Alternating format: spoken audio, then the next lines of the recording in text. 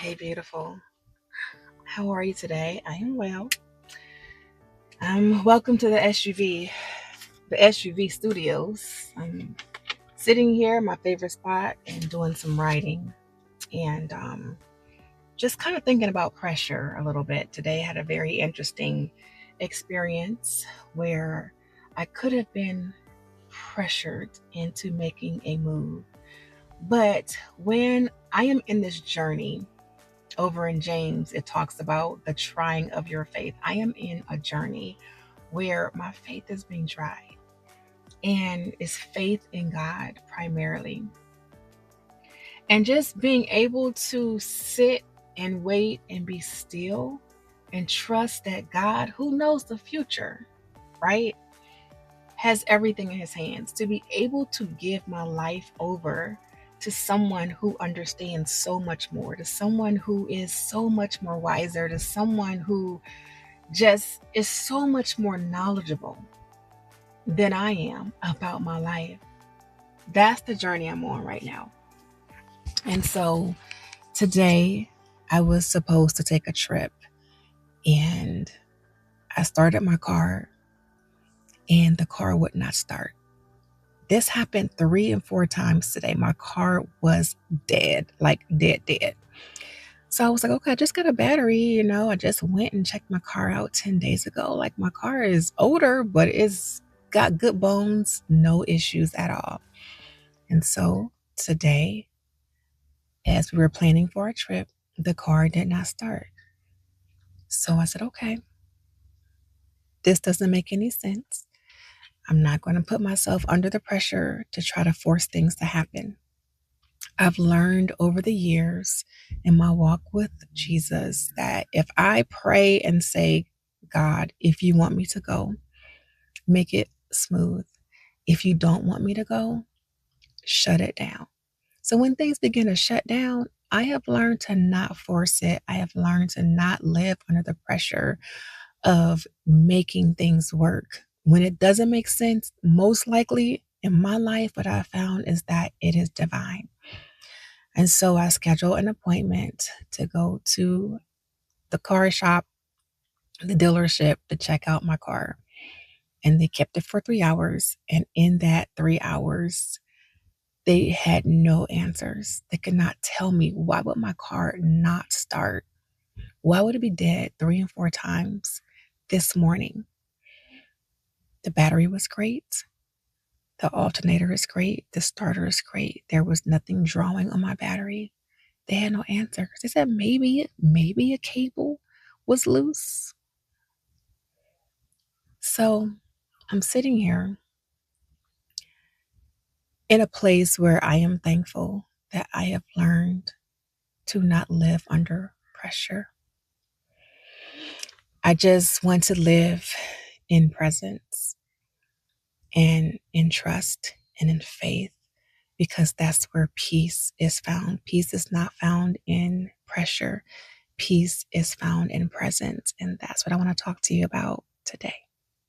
Okay, so what if the reason why so many women feel worn down isn't because they have so much to do, but because they've learned how to live under pressure instead of presence? So, again, I've been thinking about that a lot lately because pressure has this way of making itself feel normal, right? It can sound responsible, it can sound productive, maybe mature, even look spiritual, right? If we're not careful and we tell ourselves that we're being diligent or committed or available or prepared. But underneath all of that, sometimes what's really running the show is pressure. Pressure to get it right, pressure to keep up, pressure to make something happen, right? Pressure to not disappoint people, pressure to prove that we are doing enough with our lives. We carry so much pressure. And after a while, if we live there, we can live there so long that we don't even recognize how much of our lives has been driven by urgency instead of peace. So, in today's conversation, I want to discuss that in a very honest way, because I think that a lot of women are not just tired from everyday responsibilities. We're tired from carrying this invisible internal weight that God never asked us to carry. And that weight is pressure, pressure, pressure. Pressure to me is that inner force that tells you everything depends on you. It's that feeling of being pushed from the inside by fear and urgency and performance and control. Pressure says, hurry and fix it, figure it out, don't fall behind, don't let them down, make it happen. But presence is, it feels different, right? Presence is this grounded awareness that God is here. And because He is here, you don't have to force your life. Presence is not passive. It's not being lazy. It's not avoiding. Presence is attentiveness. It's a steadfastness. It's living awake to God, awake to your actual life, and awake to what is yours to do today. Pressure pushes. Presence anchors. Pressure makes you react. Presence helps you to respond. Pressure narrows your vision until all you can see is what's unfinished or what's uncertain or what's lacking. But presence widens your awareness so that you can see God, truth, wisdom, and the next faithful step. And that difference matters more than we sometimes realize. Because many of us are trying to build peaceful lives while being internally ruled by pressure. And it doesn't work. You can't create a grounded life from a pressured spirit. I think about Martha in Luke 10. Jesus comes to the house. Martha is cumbered about with much serving. So Mary, her sister, sits at his feet and she does what? She listens. Martha was not doing something bad or evil. She was serving. She was tending. She was nourishing. She was trying to care for what mattered, right? But Jesus said she was careful and troubled about many things. That phrase to me speaks volumes. Careful and troubled. Busy on the outside, burden on the inside. And I think a lot of women know exactly what that feels like.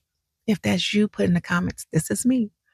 You could be doing good things and still feel internally pulled apart. You could be serving your family, your calling, your home, your work, but we still feel anxious in our spirits, right? We can be productive and not present. Mary chose presence. She sat, she listened, she received before she responded, right? And that's not just a personality trait or a difference in the story between Martha and Mary. That's a spiritual principle. Presence puts relationship before reaction.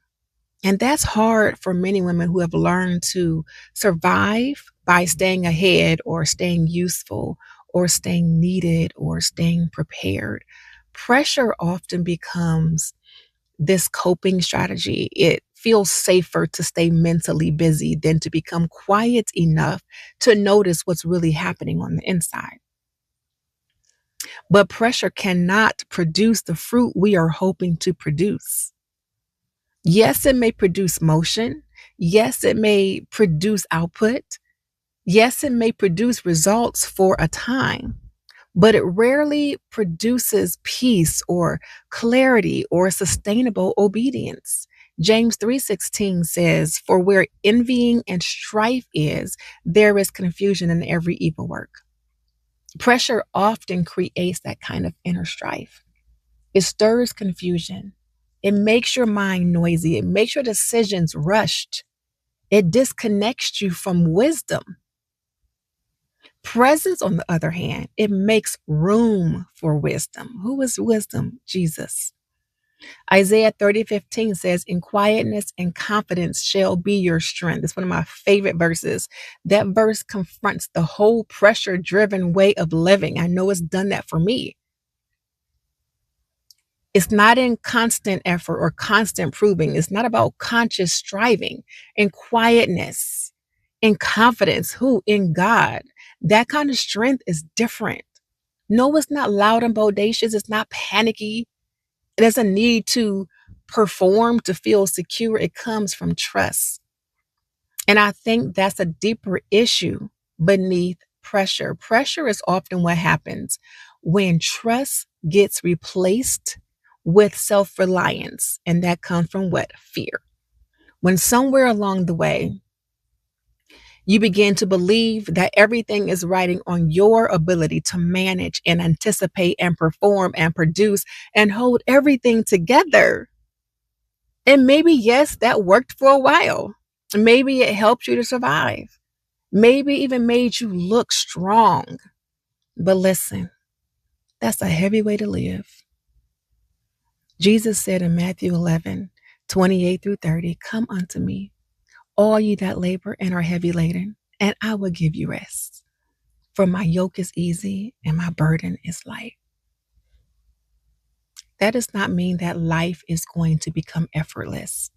It means that the burden changes when you are carrying it with Him. A lot of women are carrying responsibilities with a pressured spirit and calling it normal. But Jesus did not invite us into pressure.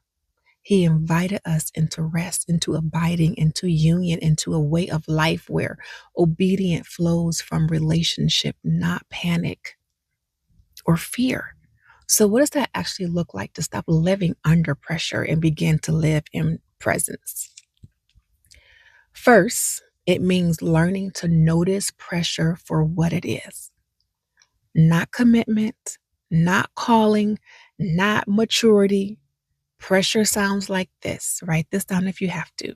I have to do everything right now. I can't slow down or I'm going to fall behind. If I don't hold this together, everything's going to fall apart. I should be farther along by now. I need to prove that I am doing enough. Listen to this language. Those thoughts create this internal environment that is hard and fast and unforgiving. Presence sounds a little bit different. What is mine to do today? What is true right now? Where is God in this moment? What would faithfulness look like instead of force? Can I move with peace instead of panic?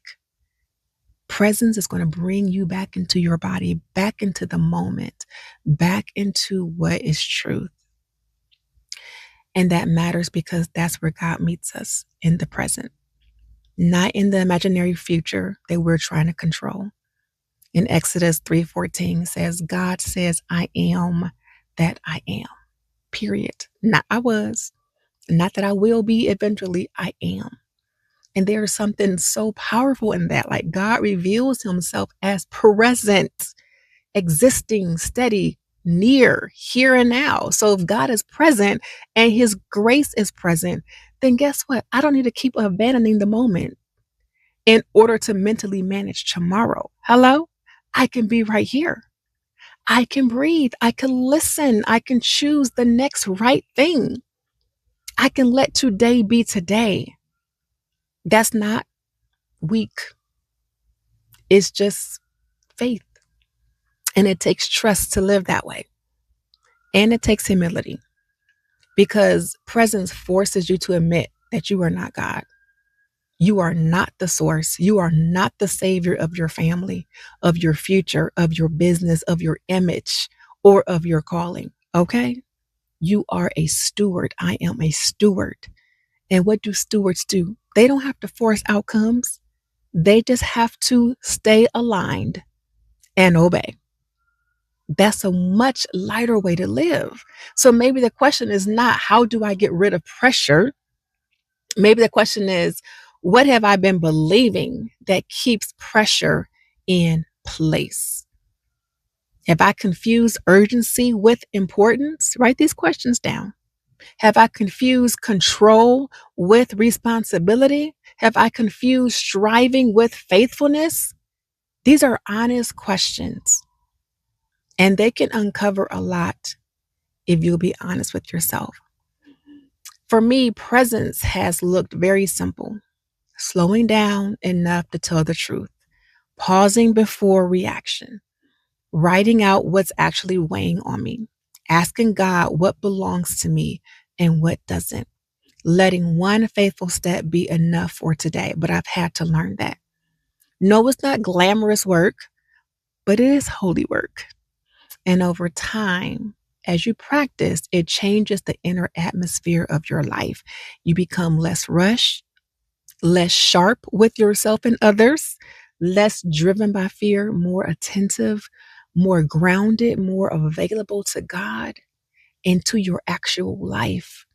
And that's the life I want, y'all. That's the life I want with you.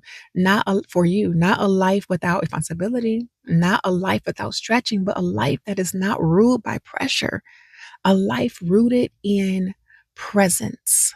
So here's an applied writing practice for you to bring this home. Take your journal and write this at the top of the page.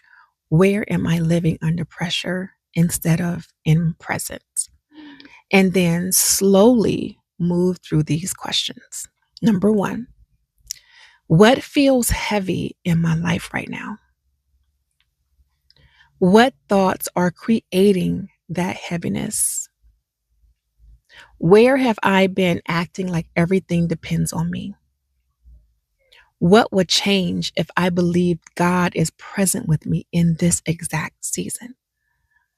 And what's one thing I can release today? And what is one faithful thing I can do with peace? And then create 2 short lists. Pressure sounds like, and write the exact sentences your mind has been repeating. And then the next list is present sounds like, and then rewrite each one with truth and trust and steadiness. So, for example, pressure says, I have to figure everything out right now. Presence says, God will give me light for the step I am on. Pressure says, I cannot slow down. Presence says, quietness and confidence can be my strength. So you want to use the word here if possible. Another example, pressure says, everything depends on me. Presence says, I am responsible to steward, not to control. And then end by writing this sentence and finishing it in your own words. Today, I choose presence by ... Keep it simple, keep it honest, and let that be enough for today. If you want to share your thoughts, feel free to share your thoughts in the comments. I want to know, do you live under pressure or do you live primarily in presence? What's your takeaway from this video? I hope this serves you in some way. If it has, please share this video so that it can serve somebody else. Because a lot of us need to hear this message. A lot of us as women, we are living under pressure instead of within presence. And I want you to be able to live in presence, which cultivates peace. And I want others to hear this message as well. So please, if you would, like this video, share it with someone who needs it. And feel free to subscribe if you care for more videos in the future. Again, my name is Nicole Annette. I'm just here to speak life to you. Thank you for listening. Take what you need and take good care, my friend.